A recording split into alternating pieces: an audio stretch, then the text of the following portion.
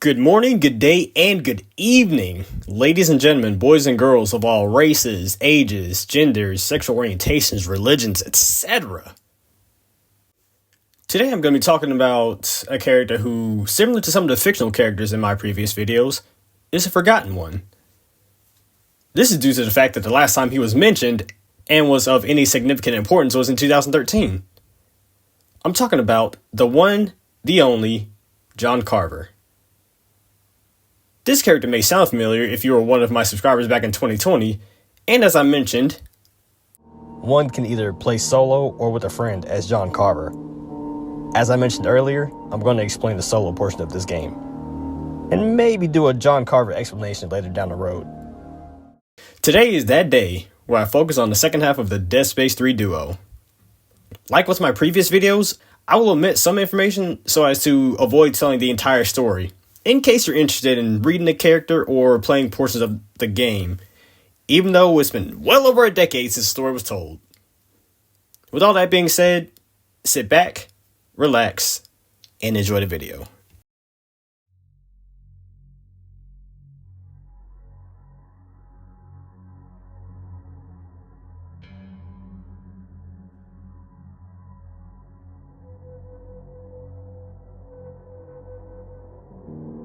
As revealed in Dead Space Liberation, John Carver was born on Mars on the 21st of April, 2477. Sometime in his life, he joined the Earth Defense Force Special Operations Division and was promoted to the rank of Sergeant.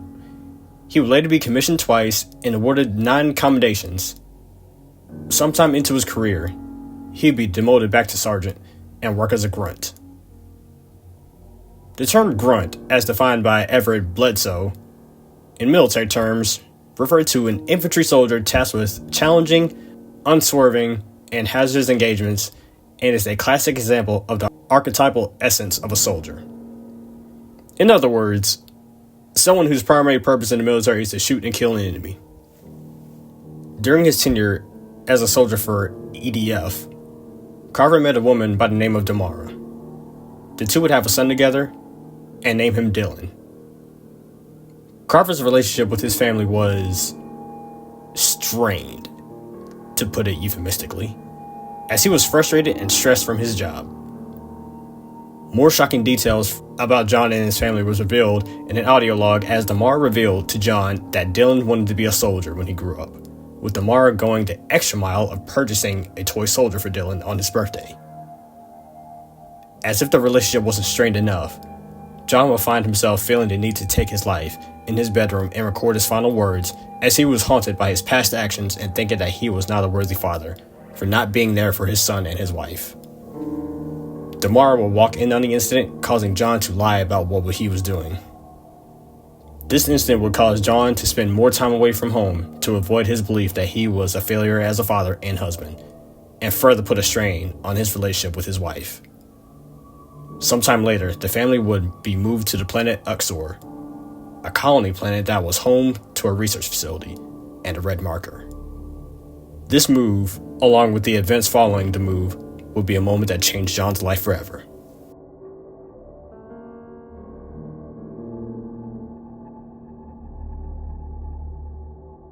Sometime into his time on the planet, John got into an argument with the captain of the EDF unit stationed at Uxor and smashed the captain's vid screen. This was due to his perception that the captain was spreading the troops on the planet too thin and he, quote-unquote, doesn't know what he's doing. John would be assigned to patrol the perimeter near the marker shroud Site 4. John and Damara will argue over their relationship. With John missing Dylan's birthday, along with Damara feeling she might as well be raising their child by herself, John suggested that she do so. Carver will come across a sabotage scanner and alongside laser marker that triangulated on the position of the marker's containment dome. Carver saw what was coming and attempted to warn Damara and Dylan to get to safety, but it was too late. The missile destroyed the marker signal suppression dome, which temporarily knocked John unconscious. Upon regaining consciousness, the marker let off an EMP, which would take down any and all electronic devices within its vicinity. This would also include the ships in the sky, which would come falling down to the planet. John would attempt to rush to find his family. However, he would be attacked by necromorphs. John would escape from the attack by going into the building. While searching for anyone who could possibly be alive, John would be captured and tortured for information by the Circle, an extremist unitologist organization led by Jacob Danik. A member of the Circle would find information on John's family. This would anger him and help him break free to find his family. After breaking free, John will finally get home and discover his wife and son. But there was a problem. Unfortunately, Damara and Dylan had been killed and their bodies reanimated into necromorphs. As they were about to attack, John was forced to kill his wife and son. Overwhelmed with guilt, John was about to commit suicide before Ellie Langford, a friend of Damara, called out to attempt to reach Damara. The two would talk about Damara's research on the marker and the importance of keeping the data stick she had stuck in a stuffed doll away from Danik and his cult. The two would eventually come together and meet with Robert Norton. Throughout the story, John would help Robert and Ellie to see Damara's mission to stop the marker signals from spreading.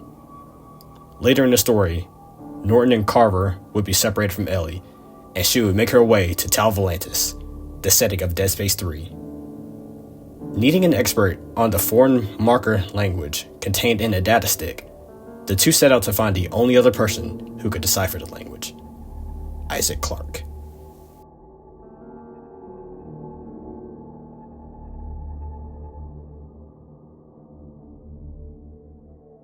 After some time, Carver and Norton located a sulking Isaac on the New Horizons lunar colony. The two convinced Isaac to help them locate Ellie despite his protests. Carver would gift Isaac a weapon to defend himself as the two would begin their long journey together. As they attempted to leave in their escape vehicle, a battle ensues with the trio and members of the Circle, and derailing their route to the USM Eudora. After fighting through the cult, Carver and Isaac will fight their way to the vessel while on top of a train. They would eventually make it and make their way to Tau Volantis. Isaac would awaken from his beauty nap to discover Carver looking at a picture of Dylan. Though Isaac attempts to show empathy towards him, Carver coldly rejects the connection. Norton would call the duo to the bridge of the ship as they prepared to de-shock to the frozen planet of Tau Volantis. The crew took notice of the scattered pieces of the ship parts from the sovereign colonies. As they approached closer to the planet, they were met with that would destroy the ship. As the ship began to break apart, Carver escorted Isaac to an EVA suit, since he left all of his suits at home. Through an intense chase to regroup with the rest of the crew, Isaac and Carver will find themselves boarding the long-dead and abandoned ship called the CMS Roanoke. The two would enter the ship, being the first to do so in hundreds of years.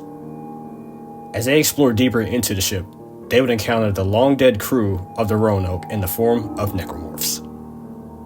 Through their scuffles with various forms of necromorphs, the two, along with Norton, would find Ellie, along with two others named Jennifer Santos and Austin Buckle. Isaac would scold Carver for not warning him about Norton and Ellie's relationship after the two locked lips. You could have warned me about Ellie and the captain. No one cares about your love life, Marker Boy. The two would make their way to the admiral quarters of Marjorie Graves, who was the ship commander of the Roanoke in 2311.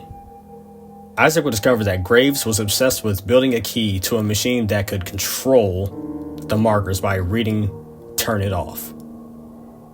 This would lead Ellie to surmise that they were instructions to Tau Volantis, the marker homeworld. A new plan was put into play, no pun intended, to get to the planet. While gathering the resources needed to get to Tau Volantis, Carver picks up a transmission coming from a familiar voice, his son. Dad? Where are you? Dad, I'm scared. Dad? Dad! This transmission was coming from the CMS Brusilov. The two would enter the vessel, though they would not only have to fight through more necromorphs, but also fight to get life support back on. As the two fought through the ship to get life support back up, Carver would continue to hear his son calling for him. Eventually, they would discover a small red marker. Isaac attempts to stop Carver from approaching the marker, though Carver really sees a toy soldier sitting on the floor. Carver was snapped back to reality as the two were ambushed by necromorphs. They would survive the encounter and escape off the ship. After making further repairs and gaining necessary resources, the two would regroup with the Eudora crew on the CMS Crozier to finally descend to the planet. It wouldn't be a smooth ride down, as the ship would be bombarded with mines and debris from old ships that orbited the planet. Two crew members by the names of Rosen and Locke would meet their demise in the process, and Isaac would take flight control of the ship. The ship would be completely torn apart, leaving Isaac and Carver separated from the crew. The final piece of the ship would crash on the planet, knocking Isaac and Carver out. The two would survive the crash, though it would be at the cost of their functioning suits. They would then search for warmth while fighting against dying of hypothermia, as well as, unsurprisingly, necromorphs. Through their travels, they discovered Austin Buckle, who would freeze to death after the crew found enough cold weather gear for everyone except him. As they progressed, they would find a suit kiosk and don the Arctic Survival suit. After some time passed, Carver, having enough of Isaac's belligerent call for Ellie, despite facing potential dangers, reminds him of the main mission at hand. Isaac, not fazed by Carver's lack of empathy, tells him he knows why he's doing the mission, and asks him if he knows what he's doing. They put their differences aside and focus on regrouping with the others. Their journey would come to a halt as they would battle the snow beast. After it took enough damage, the creature left, and they would eventually find the group. This reunion would not last long, as the circle would attack the group, which caused Isaac and Carver to be separated from the group again. Another fight would ensue, though the duo would make short work of the cult. Following the battle, Isaac and Carver would regroup with the crew in a warehouse. Santos would explain to them that they plan to locate the signal of the machine using the corpse of a hive mind-sized necromorph called the Nexus. After restoring power to the generator, the duo would then search for more parts necessary to build the sensor. As they were searching for the parts, Carver would see a hallucination of his wife, who was bloodied and freezing as she was walking away from him. Carver suggests to Isaac that the two go look for her in the nearby archaeology building.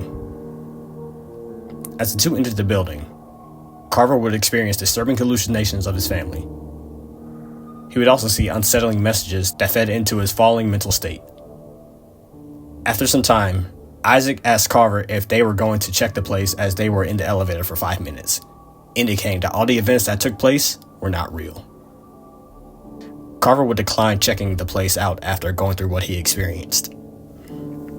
Following the experience, the two would collect the remaining resources and learn that there are over 1,000 signals beneath the surface of the planet. Norton would betray the two by trapping them in a cage, only for him to forget that traps have an exit. The two would then make their way outside towards the Nexus. They would be confronted by Danik and his men. Danik will reveal that Norton contacted him to escape off the planet and give Isaac to the cult. Danik, being the snake that he is, planned on not fulfilling his end of the bargain and attempted to shoot Norton in the head. Before he could execute Norton, Isaac would intervene and a battle would ensue. The battle would be cut short when the Nexus would awaken and wreak havoc on the humans. Carver and Isaac will work together to take down the Nexus. As the creature took enough damage, it would consume the two of them, though they will survive and kill it from the inside.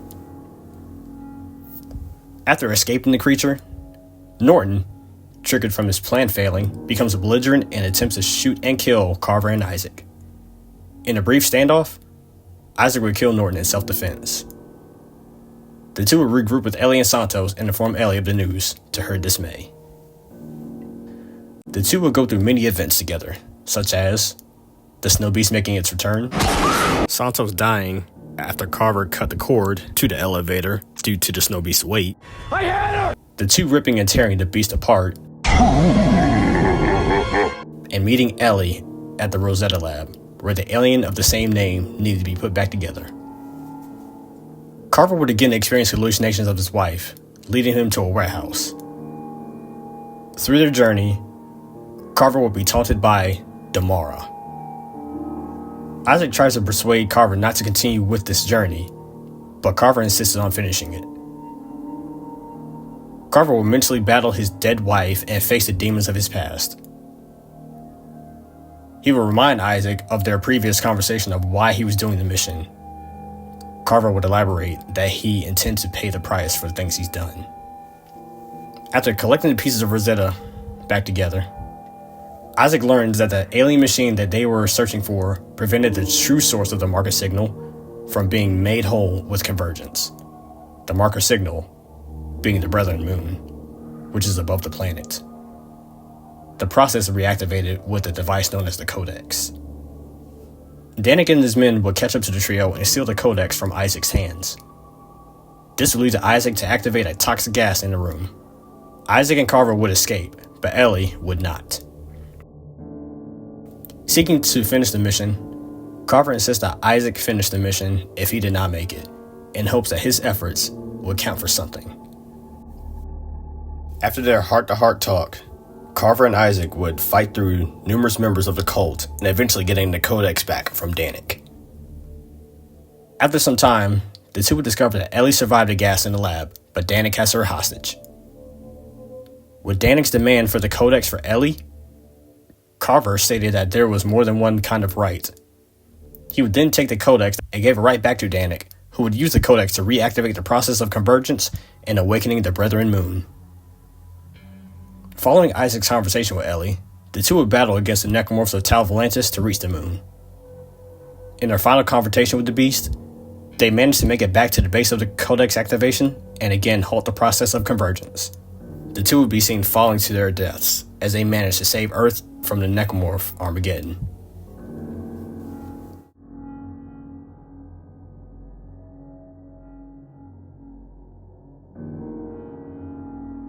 Sometime after their battle with the moon, Isaac and Carver will find themselves alive and discover the moon dead on the planet. In hopes of getting off the damned planet, the two set to get back to Earth via the CMS Terra Nova. The two would also have to battle a new unitologist cult led by Randall Carr, Danik's right-hand man. The two would make it to the Terra Nova and discover it is in need of repair. Through battling necromorphs and a cult, the two would also fight each other, having been telepathically manipulated by the moons to do so to stall them from making progress on advancing to Earth. The two would realize the truth and plot a course back to Earth. After they repaired the Terra Nova, the two left Tau Volantis, never seeing the frozen planet again. As the two approached Earth, Isaac would make contact with the lunar colony in an attempt to land. At first, he would hear nothing, but moments later, the two would hear the sounds of necromorphs and gaze upon multiple Brethren moons surrounding Earth. One moon would appear in front of them, and the screen would cut to black. As of the recording of this video, their fates are left uncertain.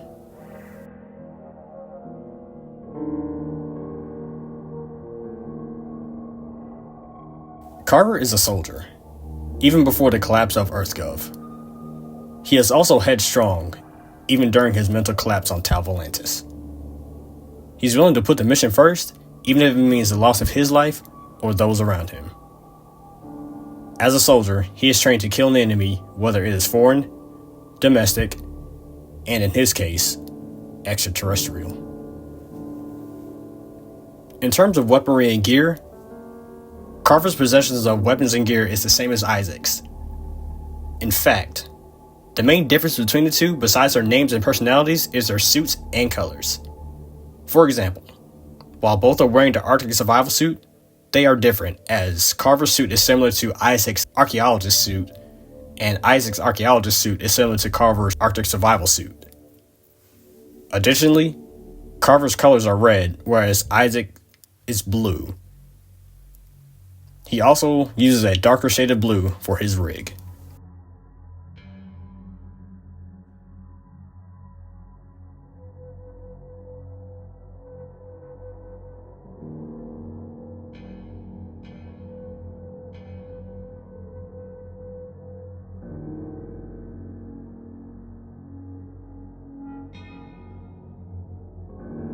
Thank you for watching this video. You know, even though it's been well over a decade since this game was released, I'm still not satisfied with the fact that we don't know what happened to Isaac and Carver. It would be nice if we got some sort of confirmation on what happened to them from either a comic book or the developer simply stating their fate.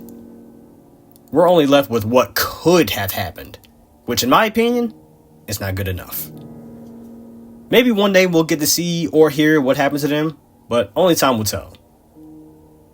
I hope you enjoyed this video, and if you're interested, maybe download Dead Space 3 and play co-op for old time's sake. And if you want to play co-op with me, my gamer tag will be in the description along with my social media links.